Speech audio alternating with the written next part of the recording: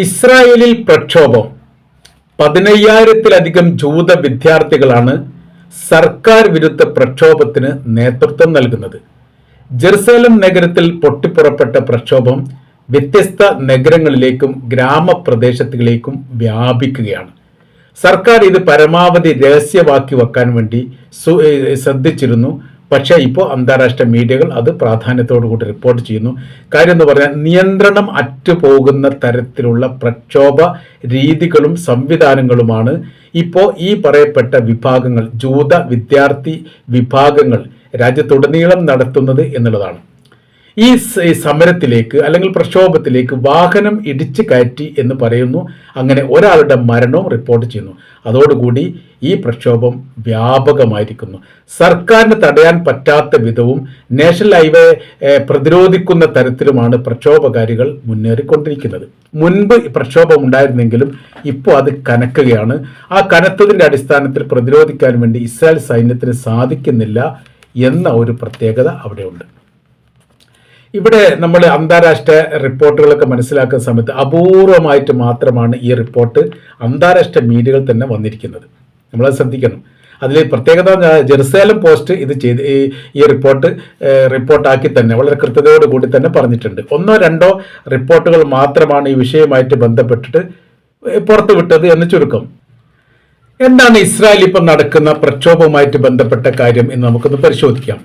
ഏറെക്കുറെ 15,000 ജൂത വിദ്യാർത്ഥികൾ തുടങ്ങിയ പ്രക്ഷോഭം 100,000-ലധികം ജൂത വിഭാഗങ്ങൾ ചേർന്നുകൊണ്ട് ബഹുജന പ്രക്ഷോഭമായി മാറിയിരിക്കുകയാണ്.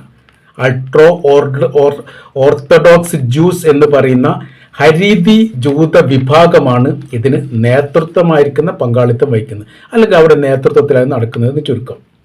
പറയുന്ന വിഷയം ഇങ്ങനെയാണ്: നിർബന്ധിത സൈനിക സേവനം വേണമെന്ന് ഇസ്രായേൽ ഗവൺമെന്റ് ഈ മത പുരോഹിത വിഭാഗത്തോട് നിരന്തരം ആവശ്യപ്പെട്ടു.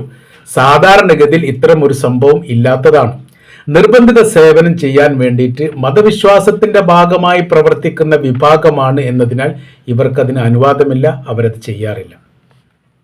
ആയതിനാൽ സർക്കാരിൻ്റെ ഈ വിരുദ്ധമായിരിക്കുന്ന മതവിശ്വാസ വിരുദ്ധ നിലപാടിനെതിരെയാണ് ഹരീതി വിഭാഗം റോഡിലിറങ്ങിയത് എന്ന് ചുരുക്കം.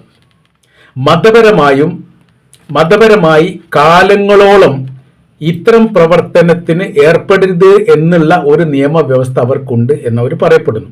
അവരുടെ വേദഗ്രന്ഥത്തിൽ അങ്ങനെ പറയുന്നത്. അതായത് ആളുകൾ വെടിവെക്കുക എന്നുള്ളതും ആളുകളെ കൊല്ലാക്കൊല ചെയ്യുക എന്നുള്ളതുമാണല്ലോ യുദ്ധവുമായിട്ട് ബന്ധപ്പെട്ട് അല്ലെങ്കിൽ സൈനികരുമായിട്ട് ബന്ധപ്പെട്ട പ്രധാനമായിരിക്കുന്ന കാര്യം. അത് മതം പഠിപ്പിക്കുന്ന, അതിനെക്കുറിച്ച് വിവരിക്കുന്ന, അതിനെക്കുറിച്ച് അറിവുള്ള ഒരു പുരോഹിത വിഭാഗത്തിന് അതിന് പ്രോത്സാഹനം നൽകാൻ വേണ്ടി സാധിക്കുകയില്ല. ഞങ്ങൾ അതിനെതിരാണ് എന്നതാണ് അവിടുത്തെ പ്രധാനമായിരിക്കുന്ന കാര്യം ഇവർ പറയുന്നത്. വ്യത്യസ്ത വിഭാഗങ്ങൾ ചേർന്നുകൊണ്ടുള്ള ഹരീതി വിഭാഗം 14 ലക്ഷം പേരുണ്ട് ഇസ്രായേലിൽ എന്നാണ്. അത് അവർ സംഘടിക്കുന്ന അല്ലെങ്കിൽ എല്ലാ വിഭാഗങ്ങളും കൂടി ചേരുന്ന സമയത്ത് ഇത്ര വരും എന്ന് പറഞ്ഞാൽ ഓരോരോ രാജ്യത്തും കുടിയേറി പാർത്ത് ജൂത പൗരത്വം ലഭിച്ചവരാണ് ഇവർ കൂടുതലും.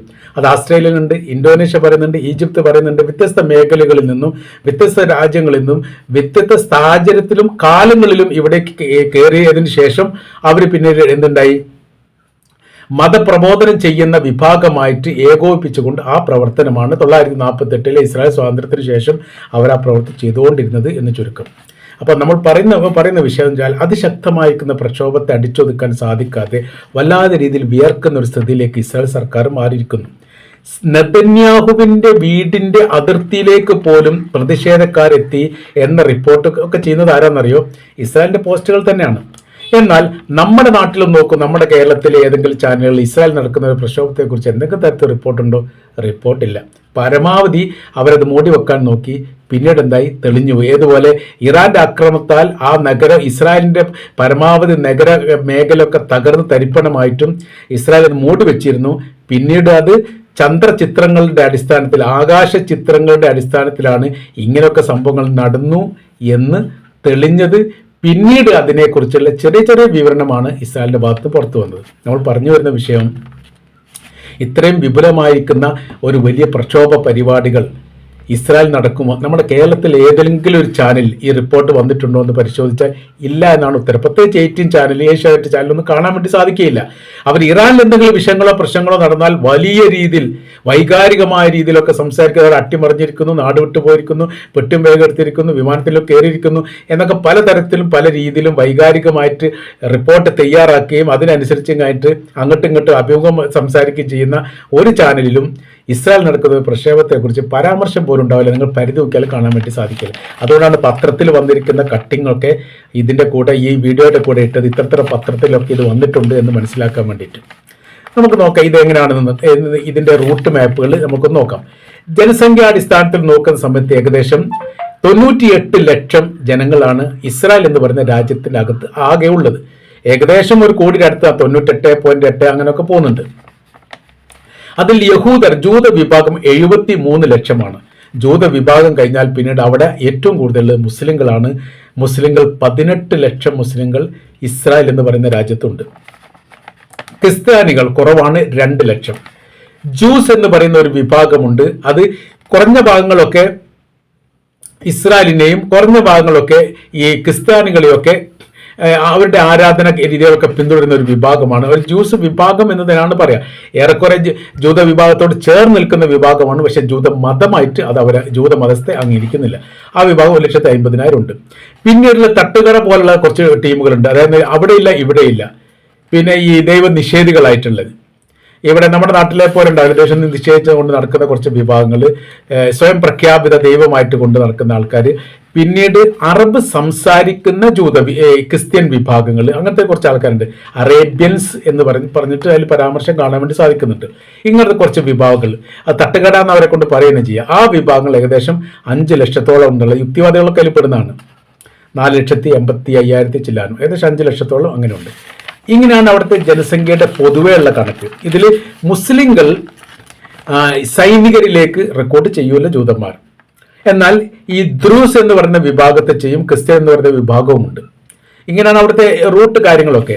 അപ്പോൾ ഇവരുടെ ഒരു രീതി കാര്യങ്ങൾ എന്ന് പറഞ്ഞാൽ ഇസ്രായേൽ എന്ന് പറയുന്ന രാജ്യത്തിൽ സൈനിക സേവനം ചെയ്യുക എന്ന് പറയുന്നത് മതവിശ്വാസത്തിൽ വലിയ പ്രാധാന്യമുള്ളതായിട്ട് അവർ കണക്കാക്കുന്നു. അവരുടെ വേദഗ്രന്ഥത്തിൽ അങ്ങനെ പരാമർശം പറഞ്ഞിട്ടുണ്ട് എന്നും പറയുന്നു. അതുകൊണ്ട് സ്ത്രീ ആണെങ്കിലും പുരുഷനാണെങ്കിലും ഇതിന് വലിയ താല്പര്യം കാണിക്കുകയും ഇതിനോടൊപ്പം ചേർന്ന് നിൽക്കുകയും ചെയ്യുന്നത് സാധാരണ ഉണ്ടാവാറുള്ളതാണ്. എന്നാൽ അതിന് മാറ്റം വന്നത് ഒക്ടോബർ 7-ാം തീയതി 2023 ഒക്ടോബർ 7-ാം തീയതി ഹമാസ് ഇസ്രായേലിനെ ആക്രമിച്ചതോടുകൂടി റൂട്ടിന് മാറ്റം വന്നു. അഥവാ ആ രാജ്യത്തിലേക്ക് പ്രവേശിക്കുന്ന യുദ്ധവുമായിട്ട് ബന്ധപ്പെട്ട് ഗസയിലേക്കോ ലെബനാനിലേക്കോ സിറിയയുമായിട്ട് ബന്ധപ്പെട്ട മേഖലയിലേക്കോ പ്രവേശിക്കുന്നവർ നല്ലൊരു സന്തോഷത്തോട് കൂടിയിട്ട് ഒരിക്കലും തിരിച്ചു വന്നിട്ടില്ല. ഒന്നുകിൽ കൈ പൊട്ടിയിട്ടോ അല്ലെ കാല് പൊട്ടിയിട്ടോ അല്ലെ ജീവനിലായിട്ടോ അല്ലെ അർദ്ധ ജീവനായിട്ടോ അങ്ങനെ തലയും വാലും ഇല്ലാതെയാണ് അവരിങ്ങോട്ട് വന്നുകൊണ്ടിരുന്നത്. പല ആളുകളെയും ഇപ്പോഴും കാണുന്നില്ല എന്ന റിപ്പോർട്ടുണ്ട്. അത് ഇസ്രായേൽ രഹസ്യമാക്കി വെച്ചിരിക്കുകയാണ് എന്നും പറയുന്നു. അങ്ങനെയൊക്കെ ഒരു വലിയ പ്രക്ഷോഭ സമരങ്ങളൊക്കെ നടന്നിരുന്നു. ഇതാണ് അതിൻ്റെ റൂട്ട്. സന്തോഷകരമായിരിക്കുന്ന ഒരു സേവനം നടത്തിയിട്ട് തിരിച്ചു വരാൻ വേണ്ടി സാധിക്കുന്നില്ല എന്നുള്ളതും ഇസ്രായേൽ തന്നെ പുറത്തിറക്കിയ കണക്ക് പ്രകാരം 900 ചില്ലാനും ഇസ്രായേൽ സൈനികർ കൊല്ലപ്പെട്ടിട്ടുണ്ട് എന്ന് ഇസ്രായേൽ സമ്മതിക്കുന്നുണ്ട്. അത് ഇസ്രായേൽ സമ്മതിക്കുന്ന സമയത്ത് ഒരു 10-20 ആളുകളൊക്കെ മരിച്ചാൽ മാത്രമേ ഒന്ന് പോലും അവർ സ്ഥിരീകരിക്കൂ. അങ്ങനെ ആ സമയത്ത് വലിയ സംഖ്യ മരിച്ചിട്ടുണ്ട് എന്നാണ് കണക്കുന്നത്. 15,000 മുതൽ 20,000-ഓളം ഇസ്രായേൽ സൈനികർക്ക് പരിക്കേറ്റിട്ടുണ്ട്. യുദ്ധഭൂമിയിൽ പരിക്കേൽക്കുക എന്ന് പറഞ്ഞാൽ ജീവൻ ഉണ്ടെങ്കിൽ അത് ജീവനുണ്ടെന്ന് പറയും, ജീവച്ഛവമാണെങ്കിൽ അതിന് പരിക്കേറ്റെന്നാണ് പറയും. ഈ 2 വിഭാഗം മാത്രമേ ഉള്ളൂ. ഒരു മനുഷ്യന് കൈയും കാലും കൊടിഞ്ഞ് എഴുന്നേറ്റ് നിൽക്കാൻ പറ്റാത്ത രീതിയിൽ അങ്ങനെ വാർന്നിട്ട് മരണക്കിടക്കയിലാണെങ്കിൽ അല്ലെങ്കിൽ മരണത്തോട് മല്ലിടിക്കുകയാണെങ്കിലും യുദ്ധത്തിൽ അവരെക്കുറിച്ച് പറയാൻ പരിക്കേറ്റവർ എന്ന് മാത്രമാണ്. അപ്പോൾ ബാക്കി നമ്മൾ കൂട്ടിയാൽ മതി. അത്ര ആ രീതിയിൽ മാരകമായിരിക്കുന്ന മുറിവേറ്റവരും പരിക്കേറ്റവരും നിറഞ്ഞു നിൽക്കുന്ന ഒരു സാഹചര്യമാണ് ഇസ്രായേലുള്ള. ഇസ്രായേലിന്റെ ഗവൺമെന്റ് ആശുപത്രിയിലേക്ക് ഇറാൻ ആക്രമണം നടത്തിയിരുന്നു. നമുക്കറിയാം, യുദ്ധം 12 ദിവസം നീണ്ടുന്ന യുദ്ധമായിട്ട് ബന്ധപ്പെട്ട് അതിൽ നിന്ന് ആളുകൾ ഇറങ്ങി ഓടുന്ന രംഗങ്ങളൊക്കെ വലിയ രീതിയിൽ വൈറലായിട്ടുള്ളതാണ്. അതിന്റെ കാര്യം എന്ന് പറഞ്ഞാൽ അവിടെയുള്ള ഇസ്രായേലുള്ള ഏറ്റവും പ്രധാനമായിരിക്കുന്ന സൈനിക ആശുപത്രിയിലാണ് ഇറാൻ കൊണ്ടുപോയിട്ട് മിസൈൽ പൊട്ടിച്ചത്. ഒരാൾ മരണപ്പെടുകയും കുറച്ചാൾക്ക് പരിക്കേറ്റു എന്നുള്ള റിപ്പോർട്ടാണ് പുറത്തു വന്നത്. എന്നാൽ വലിയ രീതിയിൽ പരിക്ക് പറ്റിയിട്ടുണ്ടെന്ന് മറ്റൊരു റിപ്പോർട്ടിനകത്തും കാണാൻ വേണ്ടി സാധിക്കുന്നത്. ഏതായാലും സ്ഥിരീകരിക്കപ്പെട്ട റിപ്പോർട്ടൊന്നും ഇപ്പോൾ പുറത്തു വന്നിട്ടില്ല. പിന്നെ അതേക്കുറിച്ച് ആരോട്ടും വർത്തമാനം പറഞ്ഞിട്ടുമില്ല. ഇപ്പോഴത്തെ സ്ഥിതി നമ്മൾ നോക്കുന്ന സമയത്ത് ആഭ്യന്തര പ്രശ്നങ്ങളും വിഷയങ്ങളും സങ്കീർണമായിരിക്കുന്ന ഒരു രാജ്യമായി ഇസ്രായേൽ മാറിയിരിക്കുന്നു.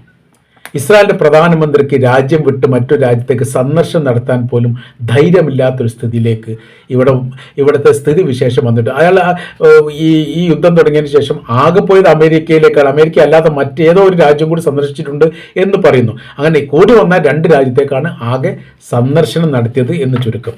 ഇതാണ് അവിടുത്തെ സ്ഥിതികൾ. കാരണം രാജ്യം വിട്ടു പോകാൻ വേണ്ടി സാധിക്കാത്ത വിധം സങ്കീർണമായിരിക്കുന്ന വിഷയമാണ് രാജ്യത്തിൻ്റെ അകത്ത് നിലനിൽക്കുന്നത് എന്ന് അയാൾ തന്നെ പല ഘട്ടത്തിലും പറയപ്പെടുകയും ചെയ്തിട്ടുണ്ട്.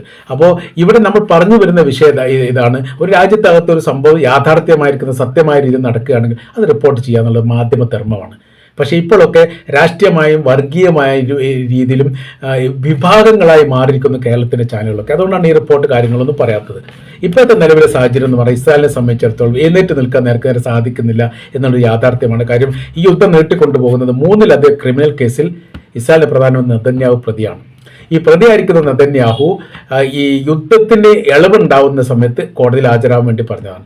കോടതിയിൽ ഹാജരാവാതിരിക്കാൻ വേണ്ടിയിട്ടാണ് യുദ്ധം ഇങ്ങനെ കണ്ടിന്യൂ ആയിട്ട് തുടർന്നുകൊണ്ടിരിക്കുന്നത് എന്ന റിപ്പോർട്ട് ഇതിനിടെ തന്നെ BBC അടക്കമുള്ള റിപ്പോർട്ടിൽ പുറത്തു വന്നതാണ്. അപ്പോൾ ഏതായിരുന്നാലും ഇസ്രായേലിൻ്റെ നിലവിലെ സാഹചര്യങ്ങൾ സങ്കീർണമാണ്. ആഭ്യന്തരപരമായ രീതിയിൽ വലിയ പ്രയാസം അനുഭവിക്കുന്നു. ഇതിനെ അതിജീവിക്കാൻ നിലവിലെ സാഹചര്യത്തിൽ ഇസ്രായേൽ സാധിക്കുകയില്ല എന്നാണ് ഈ റിപ്പോർട്ടിൻ്റെ ഒക്കെ അടിസ്ഥാനത്തിൽ നമ്മൾക്ക് മനസ്സിലാക്കാൻ വേണ്ടിയിട്ട് സാധിക്കുന്നത്.